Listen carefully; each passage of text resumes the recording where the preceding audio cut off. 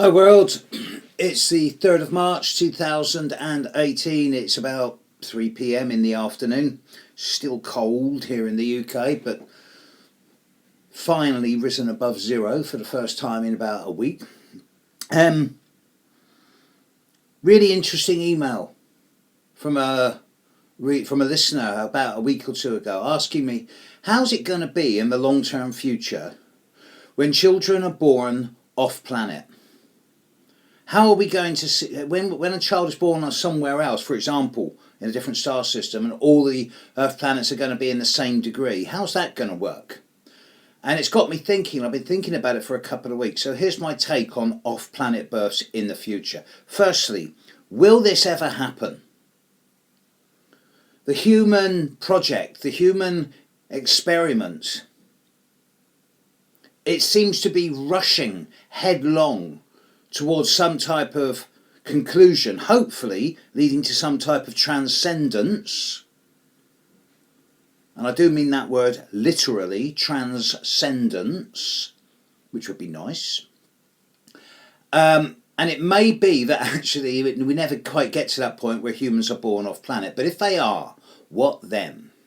Well, if humans are born on different star systems, then that's so far away in the future, that's beyond my remit to talk about. Who knows what could happen there? I can't see that ever happening, because by that time, in order for that to happen, we'd have to have faster than light speed to get there. And by that time, we would have evolved beyond the need for mechanical transportation systems, I suspect. So that leaves two other options. What if, in the relatively near future, the next 100 to 200 years, we establish colonies somewhere like the Moon or Mars, on one of the rock planets that's capable of sustaining human life, and a child is born there? That is going to rewrite the whole rule book on astrology, because then the Earth will be a planet in the sky, not the planet that they are born on. Whether they are a lunar child or a Martian,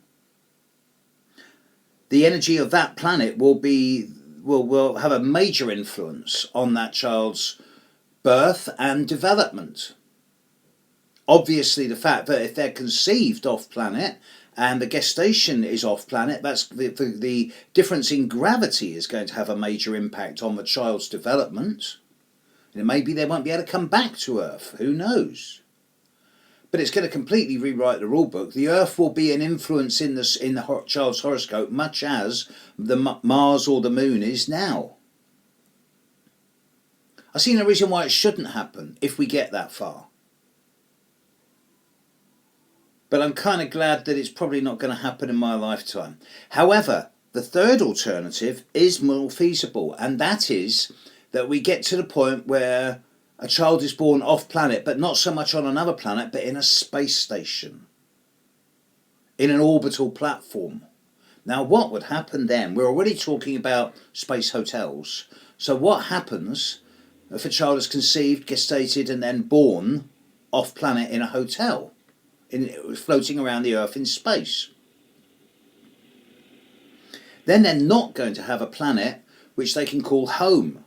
There's not going to be no centre to the horoscope. You're not going to be able to go, okay, the space station or the floating Hilton, the space Hilton is not going to be seen as a planet which can act as a basis.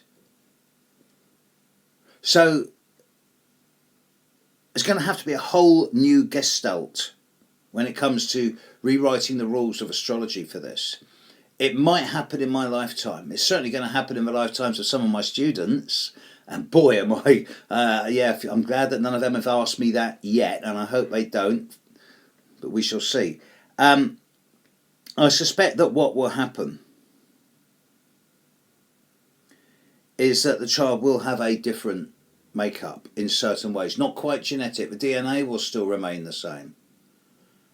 But there will be a difference in attitude, in probably philosophy and ideals, in mindset, because they're not going to be born in such a grounded way as humans are.